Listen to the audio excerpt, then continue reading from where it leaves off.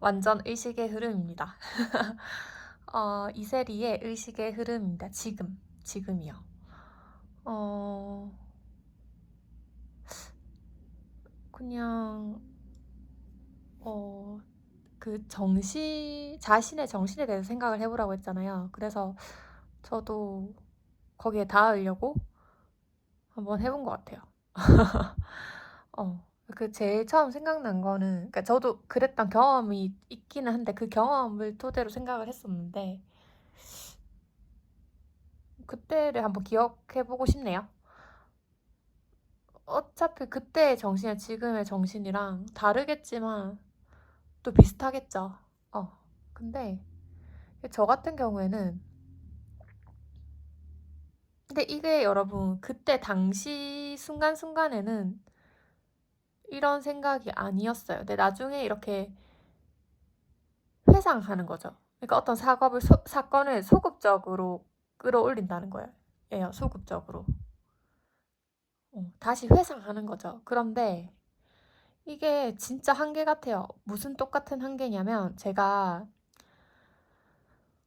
라캉의 상상계를 설명하면서 이제 저희가 가장 빨리 쓰는 감각이 시각이잖아요. 왜냐하면 시각은 진짜 물질적이거든요. 그러니까 과학적으로 판단이랑 구별이 가능하게 하는 감각인 거잖아요. 물질 자체를 말이에요. 구분이 딱딱 되게 만들잖아요. 그런데 애석하게도 그 구분에서 나 자신은 빠져 있다는 거예요.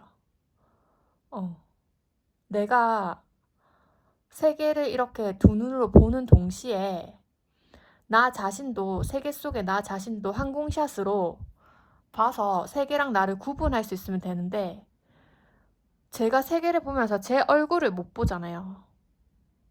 그럼 나를 세계에서 어떻게 구분시키겠냐고요. 그냥 되게 애매한 감각으로만 남아있죠. 내가 보고 있다는 사실이 있지만 뭔가를 관찰하는 나를 전지적 작가 시점으로 내려다 보지 못한다는 거예요. 그래서 우리가 세계랑 나를 다르다는 감각이 있지만 또 혼동하는 감각도 들어오는데 이 시각적인 경험이 너무 강력하다는 거죠. 물질적으로. 딱딱 구분을 해주는 거니까 우리가 동시에 두 가지를 못하는 것과 똑같아요. 그런 것처럼 왜 이 이야기를 꺼냈냐면 지금 제가 하는 게 그렇다는 거예요. 그러니까 그때는 그 사건을 내가 경험한 건 맞는데 지금처럼 소극적으로 생각하듯이 하는 생각을 그 당시에는 못했다고요. 근데 저는 지금 소극적으로 제가 그 당시에 했던 경험들을 평가해서 다시 재현하고 있는 거잖아요. 근데 얼마나 차이가 나겠어요. 그런 게 좀 와닿는 거고. 저는 지금에서 이렇게 단촐하게 말하지만 그 당시에는 막 혼란스럽고 복잡했던 것 같아요. 왔다 갔다 거리니까 불안했다가 기뻤다가 혼란스러웠죠. 음. 근데 지금 소극적으로 말하자면 저는 이거를 뭔가 쫓고 있었던 것 같아요. 제 삶이. 이게 뭔지는 모르겠는데 뭔가 내 삶에서 엄청 중요한 게 있었어. 그런데,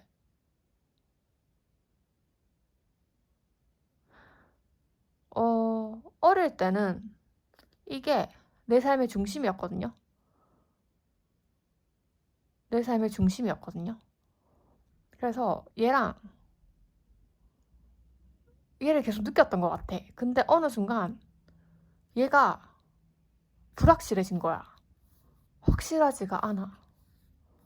내가 누구인지 모르겠고 그런 혼란의 시기가 오더라고요. 그래서 다시 얘를 찾아 나서기로 마음을 먹어서 다시 찾게 된 거예요. 근데 제가 어릴 때 이게 있다고 확신하진 않았거든요. 확신하질 않았어. 확실히 알지를 못해, 지금만큼. 그래도 뭔가 그런 얘를 느꼈던 것 같아. 근데 내가 얘가 없어진다고 할 때마다 괴롭기도 하면서 얘가 나 여기 있다고 자꾸 외친 것 같아. 그래서 얘를 찾기로 결심한 거예요, 제가. 그러면서 책이랑 자료랑 경험이랑 막 추억이랑 더듬더듬 하면서 이제 얘를 찾아 나섰던 거죠. 이게 제가 말하는 어떤 저의 불가능성이겠죠. 뭐라 할 수 없는, 그러니까 느낄 수도 없고 상상할 수도 없고 말할 수도 없는 이세리의 어떤 불가능성일 거란 말이에요. 그래도 분명히 존재하는 그런 감각이죠. 여러분 영화 인셉션 보셨어요? 인셉션에 그 토템이란 게 나오잖아요. 그런 것도 비슷한 개념이지 않을까라고 생각을 해요. 토템이라는 그 물질이 중요한 게 아니라 걔가 둘 때 나만이 알아차릴 수 있는 감각이 있다라고 하잖아요. 중심을 찾는 그 감각. 그런 거랑 비슷한 것 같아요, 저도. 그러니까 이게 아예 이렇게 증명하긴 너무 어렵지만 예를 들면 영화에서도 나왔잖아요. 스트레인저인가? 거기서 사랑을 어떻게 증명하냐고 나를 느끼게 해달라고 하지만 우리 그렇게 하기 참 힘들지만 또 사랑이 없다고 할 수 없잖아요. 그런 것처럼. 그래서 제가 이거를 이제 어릴 때는 얘를 확실치는 못했어도 뭔가 익숙한 감각으로 살아왔다면 어느 순간 얘가 확신하지 못하게 됐었고 그 확신하지 못한 얘 때문에 삶의 문제라고 생각을 해서 얘를 찾아 나선 거예요. 근데 그 중에서 가장 많이 도움을 받았던 건 라캉 이론인 것 같다. 그래서 저도 잘 모르겠어요. 내가 얘를 찾기 위해서 라캉을 만난 건지 라캉을 만나서 얘를 만난 건지. 근데 저는 얘를 찾는 과정에서 내가 라캉을 만났다고 생각을 하죠. 그래서 제가 어떻게 여기까지 다 갔냐면 라캉에서 그냥 아이랑 엄마에 대한 이론이 나오잖아요. 근데 뭐 아이가 엄마의 동의시를 하고 그때 일어났던 이벤트를 다시 재현하기 위해서 아빠가 끼어들어도 재현하기 위해서 그때 엄마와의 사이에서 느꼈던 자기 자신에 대한 어떤 쾌락을 다시 재현하기 위해서 우리가 연기를 하며 살아간다라고 저는 정리를 했었어요. 라캉 이론을. 그러니까 아이한테는 그때 뭔지 모르지만 느꼈던 어떤 쾌락이 있었고 그 쾌락을 다시 재현하기 위해서 세계를 다시 조정해서 맞추려고 하는 노력들이 항상 있다는 거죠. 그게 우리의 남자와 여자라는 성차를 구분짓고 또 우리의 문명 자체에 그런 구조들이 다 박혀 있다라는 생각이 들더라고요. 근데 제가 가장 좋았던 점은 뭐냐면 제가 이 느낌이었어요. 아이랑 엄마랑 그래 엄마를 세 개로 치환할게요. 그러니까 즉 내가 처음 태어나서 세상을 만났을 때 어떤 쾌락이 있었다면 그때 약간 이런 생각이 들더라고요. 아, 내가 세상을 사랑했던 감각이 쾌락이겠구나. 뭐 경이로웠을 수도 있고 그냥 좋았구나 세상이. 나는 세상이 좋았구나라는 이런 생각을 하게 된 거예요. 그래서 세상이 나를 더 좋아해 주길 바라고 그런 욕심이 생겼구나라는 생각도 했었고 내가 세상이 좋았으니까 난 세상을 좋아하니까 세상이 아무리 내 뜻대로 안 되더라도 더 크게 안아주고 사랑할 수도 있었을 건데 왜 나는 그러지 못했을까? 그런 생각이 들더라고요. 그런 생각이 들었어요. 이게 근데 되게 웃긴 얘기인 게 저 스스로가 아이 때 기억으로 우리는 그 사건이 있었는데 우리가 그거를 잘 인식할 수가 없어요. 왜? 그거는 그때 우리가 그거를 아이 때 느낀 그 쾌락은 우리가 인지 기능이 활발할 때도 아니고 언어를 배우기 전이잖아요. 그러니까 우리 생각을 언어로 하는데 어떻게 그거를 언어로 치환을 하겠어요, 여러분. 그래서 어려운 거라니까요. 그러니까 언어에서 정신을 뽑아내는 건 쉬운데 그게 꼭 답이라고는 할 수 없겠지만 여러분 언어로 표현할 수 없는 거를 언어로 표현하려고 해봐요. 우린 그 방법을 배운 적이 없다고요. 근데 사실은 그 방향으로 해야 된다는 거죠. 그랬던 것 같아요. 그래서 제가 지금 뭐 아이일 때 내가 세계를 처음 만났을 때 좋은 감정을 느꼈겠구나라고 표현은 했지만 그게 얘를 다 담아낼 수 있는 설명은 절대 아닐 거라는 거죠. 그 자체가 아니라는 거예요. 근데 나는 이렇게밖에 설명해서 전달할 수밖에 없다고. 아, 그런 게 있었구나라고 하면서 이걸 생각하게 된 거예요. 그래, 그랬구나. 이건 나만 이해할 수 있겠죠. 이해가 안 되는 거지만 이해하고 있잖아요. 그렇게 했을 때 약간 많은 퍼즐들이 좀 맞춰지더라고요. 제 스스로 생각하기에요. 누구나 이게 있어요. 누구나 이게 있는데 이거를 여러분 그냥 최면에 걸려서 살아가는 사람들이 훨씬 많다고 생각해요. 이거를 A라고 생각하거나 이거를 B라고 생각하거나 이거를 C라고 생각하는 거지.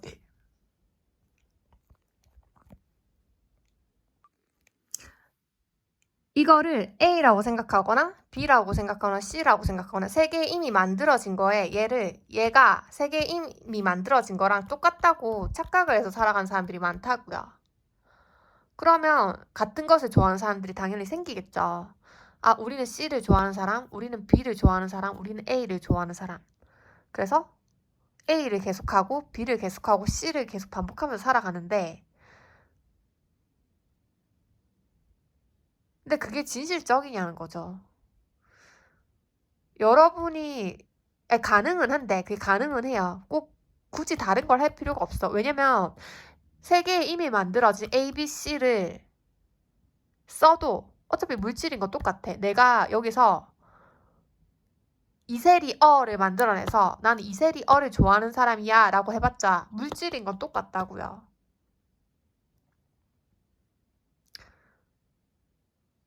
그래도 나는 그걸 더 세밀하게 하고 싶었던 예민한 사람이라는 거죠.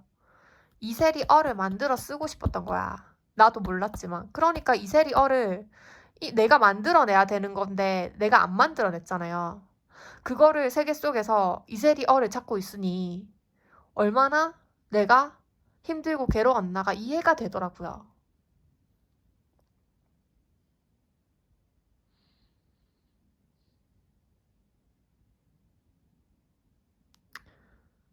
저는 그랬던 것 같아요. 자, 다시 이세리론의 불가능성에서부터 우리가 이거를 물질로 담을 수가 없는데 얘가 얘라고 착각해야 된단 말이에요. 체면에 걸려야 된다고요. 체면에 걸려서 체면인 걸 모르는 게 큰 문제가 된다라고 했지만 어쨌거나 체면에 걸려야 된다는 거죠.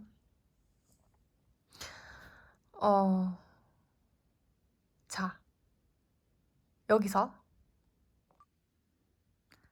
여기서 락항 이론에서의 환상 대상 A를 보자고요. 이게 저번에 아이랑 엄마가 그 가운데 있는 젖가슴 얘기 아시죠? 그러니까 우리 불가능성 항상 있는데 이거를 인식이 불가능해서 힘들잖아요. 힘들다고요. 근데 그거를 세계의 어떤 이미지나 뭐 언어나 이렇게 사로잡혔다고요. 그래서 우리는 우리 자신이 사실은 이건데 우리가 이거를 도저히 인식할 수가 없잖아요. 그러니까 그거를 인식하려고 하다 보니 아, 이거랑 이게 동일하구나라고 착각을 해버리는 거예요. 그래서 평생 삶에서 얘를 쫓는 거야. 얘를 쫓는데 얘마저도 완전히 그러니까 얘는 우리가 얘라고 착각을 한 거잖아요. 그러니까 이 물질을 이 정신이라고 착각을 한 거잖아요. 그러니까 우린 정신의 감각을 안다고요.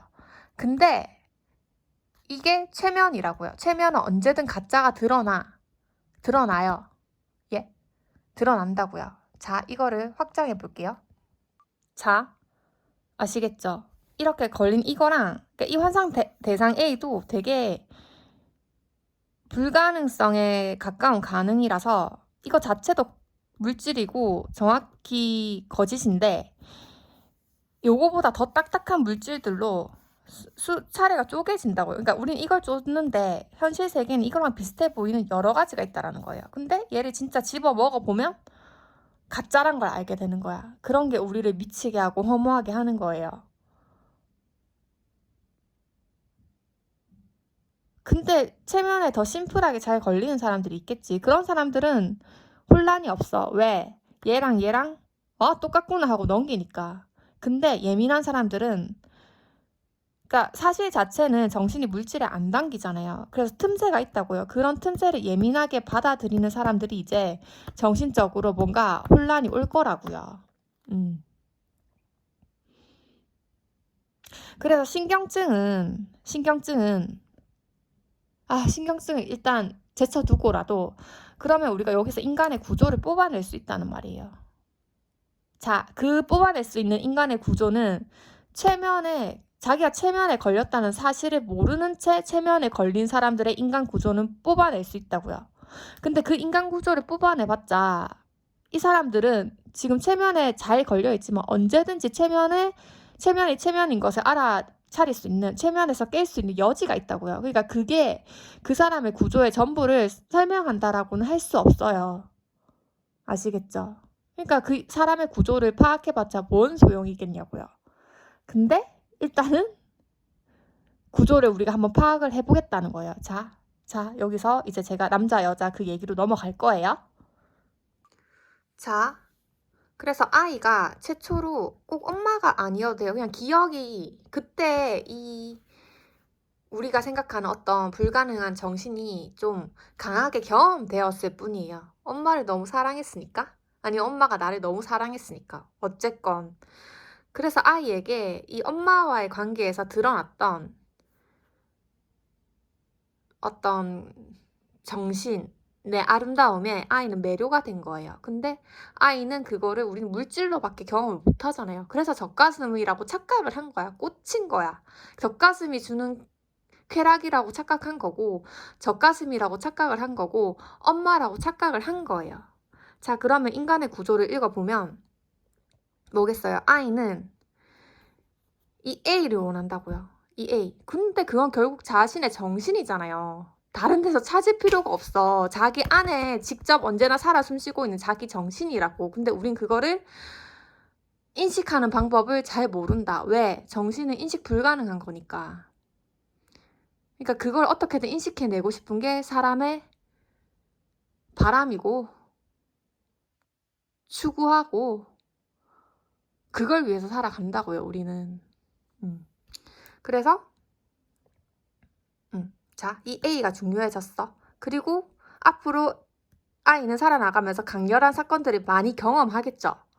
아빠와의 사건, 사회와의 사건, 세계와의 사건. 이럴 때마다 너무 기쁘거나 너무 슬플 때 우리의 정신이 잘 드러났다고요. 그래서 아이는 알 수 있어. 뭔가 그거를 알아야 한다는 것을. 더 정확하게 알고 싶은 거야. 근데 그건 불가능하죠. 그 애매모호한 흔적들을 쫓아다니는 일이 시작되는 거예요. 그게 우리의 삶인 거예요. 우리 삶을 굴러가게 하는 원동력을 전 이렇게 말하겠어요. A의 재현을 원한다. 인간의 구조죠. 자, 이게 A가 뭐예요? 정신을 물질에 담아내려고 하는 모든 노력이죠. 똑같은 얘기예요.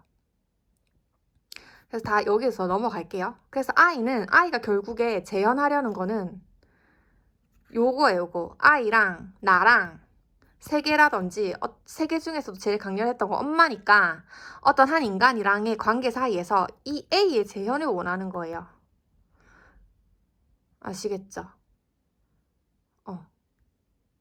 그러면 애가 처음 경험할 때 어떤 하나의 사건이 있을 거 아니에요. 그거를 똑같이 재현하려고 하겠죠.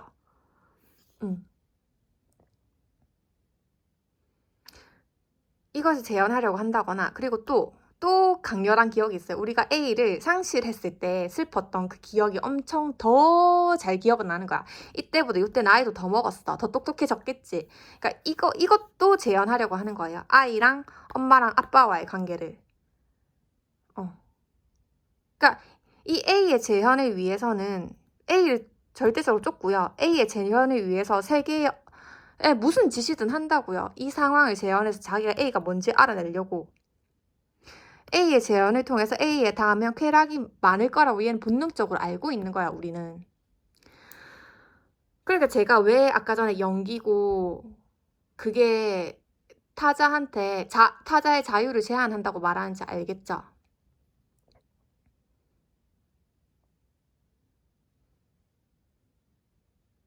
우리 왜 어른 중에 어린아이라고 하잖아요. 어른아이라고 하잖아요. 왜겠어요? 어른으로 이미 몸이 컸는데도 이 A를 포기를 못 한다니까요. A를 포기하란 말이 아니에요. 그 A를 쫓는 게 원래 인간이라고요. 근데 어른아이라는 건 자꾸 이 상황을 다시금 만들어내려고 세계를 조작하면서까지 하는 거예요. 그게 우리가 상대가 내 마음대로 되지 않으면 화가 나고 슬프고 괴로운 거라고요. 근데 그게 옳냐고요, 여러분. 이건 흘러간 강물이에요. 흘러간 강물. 똑같이 재현할 수가 없다고요. 그리고 자기 욕심을 위해서 상대방을 이게 자기가 설정한 배역을 설명도 없이 억지로 집어 씌워가지고 자기한테 만족시키게 하라고 명령하는 게 잘못된 행동이잖아요. 근데 사람들은 그 구조를 계속 반복하고 있다. 연기를 하는 자신도 괴롭고 연기대로 해주지 않는 상대방도 괴롭고 또 연기대로 맞춰줄 수 없는 것을 맞춰주는 상대방도 괴롭고. 왜냐면 연기를 똑바로 한다고 해도 이거랑 똑같은 상황을 만들어낼 수가 없어요, 다시. 그런 걸 반복하지 말자는 거예요.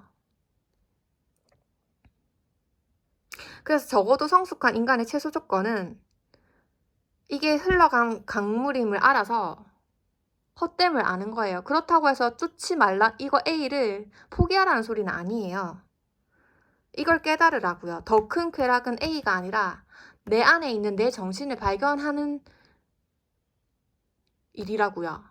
우리가 그렇게 하기 위해서 다른 여러 가지 물질적인 방법을 동원할 수 있다고요.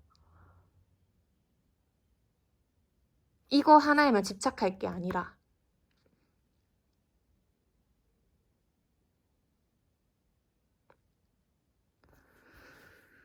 그렇습니다.